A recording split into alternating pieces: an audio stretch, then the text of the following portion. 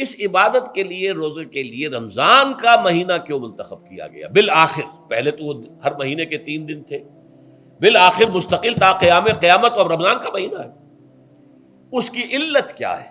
ظاہر بات ہے کہ سارے 12 مہینے اللہ ہی کے ہیں، ہفتے کے سارے دن اللہ ہی کے ہیں، دنوں میں سید الایام جمعے کا دن ہے، مہینوں میں سید الاشہر، یہ جتنے مہینے ہیں ان میں سردار جو ہے مہینوں کا وہ رمضان مبارک ہے۔ کیوں ہے؟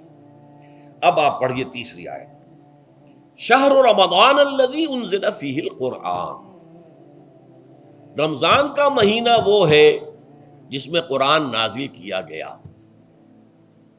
اور اس کی مزید کیا ہے تشریح کہ رمضان ہی میں وہ لیلۃ القدر ہے جس میں قرآن نازل کیا گیا۔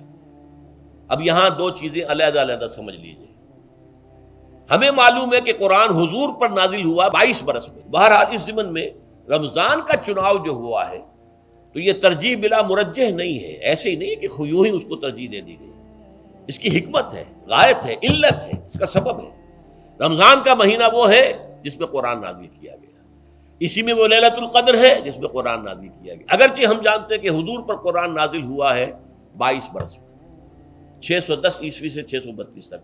اس معمے کو کیسے حل کریں گے؟ اس کا حل کیا ہے؟ رمضان مبارک کی ایک شب مبارک لیلۃ القدر میں پورا قرآن لوح محفوظ سے دفعتاً پورا کا پورا سمائے دنیا، پہلا آسمان جو ہے ہمارا، اس کے اوپر نازل کر دیا گیا۔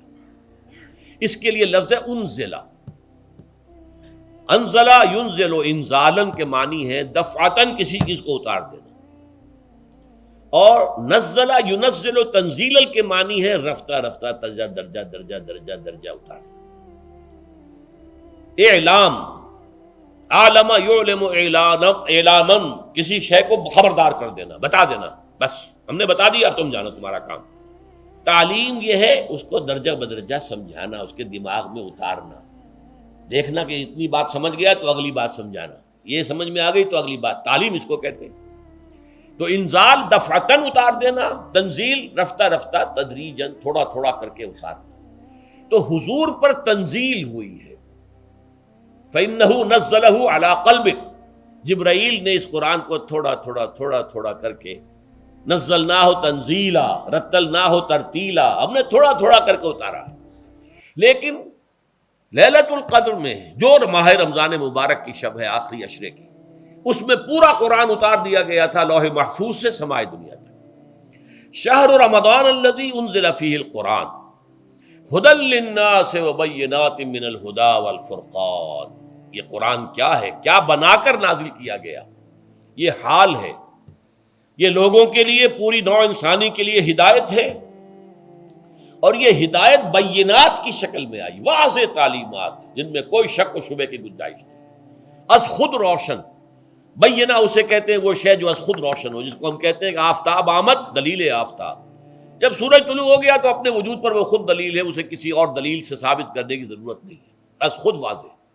تو بینات من الہدی، جو قرآن کی بنیادی ہدایت ہے وہ بینات پر مشتمل ہے، واضح چیز ہے، جو انسان کے لیے، اس کی فطرت کے لیے جانی پہچانی چیزیں ہیں، یہ کوئی باہر کی چیز نہیں آ رہی ہے، اس کے قلب کی گہرائیوں کے اندر یہ سب کچھ موجود ہے، اور اس کی گواہی اس کے قلب کی گہرائیوں سے نکلتی ہے کہ ہاں، دیکھنا تقریر کی لذت کے جو اس نے کہا، میں نے یہ جانا کہ گویا یہی میرے دل میں ہے، اس نے تو میرے اپنی فطرت کی ترجمانی کی ہے۔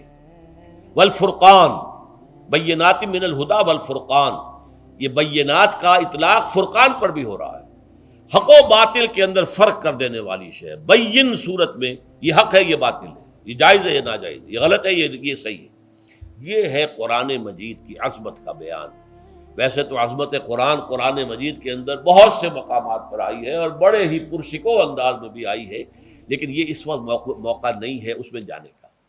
یہاں جو قرآن کا تعارف کرایا گیا، ھدی للناس وبینات من الہدی والفرقان، اور یہ رمضان میں نازل کیا گیا، لہٰذا رمضان کا مہینہ جو ہے اس عبادت کے لیے خاص اور مختص کر لیا گیا۔